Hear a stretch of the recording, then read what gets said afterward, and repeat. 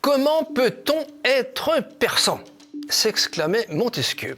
Si un contemporain posait la question « Comment peut-on être président de l'Arcom ?», il suffirait de répondre « Il faut être énarque et socialiste ». En cela, Martin Hajdari était bien le candidat idéal pour ce poste. Lui qui n'a cessé d'alterner entre les cabinets ministériels ou les administrations au gré des victoires et des défaites électorales socialistes. Il revient à ce technocrate, devenu président de l'Arcom, de veiller au pluralisme dans le paysage audiovisuel français. Ou bien, diront certains, à tout faire pour que l'absence de pluralisme politique perdure, la bonne conscience en plus. Né en 1968, Martin Abraham Hajdari est le fils du diplomate iranien Ahmad Hajdari, ayant représenté la monarchie pahlavi et la République islamique d'Iran dans de nombreux pays. Sa mère, Martine Buron, est membre du Parti socialiste. Elle sera députée européenne de 1988 à 1994 et maire de Châteaubriand. Elle doit en très grande partie son parcours politique à son père, Robert Buron. Ministre de l'Outre-mer sous la 4e République et ministre des Travaux publics sous la 5e. Très engagé en faveur de la décolonisation et l'un des négociateurs des accords d'Évian. Diplômé de l'ESCP et de Sciences Po Paris, le nouveau président de l'Arcom intègre la promotion René Char de l'ENA.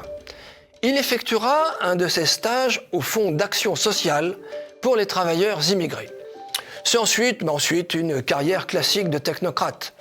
À la direction du budget, tout d'abord, un peu de Radio France Internationale, retour au budget, au sein du cabinet de Laurent Fabius, Radio France de nouveau, l'Opéra de Paris, 2 fois, le secrétariat général de France Télévisions, le ministère de la Culture. Enfin, en 2025, il succède à Roch-Olivier Mestre à la présidence de l'Autorité de régulation de la communication audiovisuelle et numérique, l'Arcom. En 2020, il met sur pied la mission Diversité à l'Opéra de Paris, à une période où certains considéraient que le nombre de danseurs africains était insuffisant.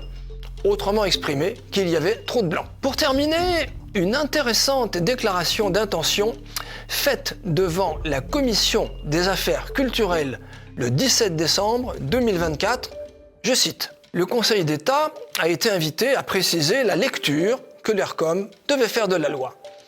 Il a défini le champ d'application du pluralisme qui devient plus large et inclut l'ensemble des intervenants et des programmes.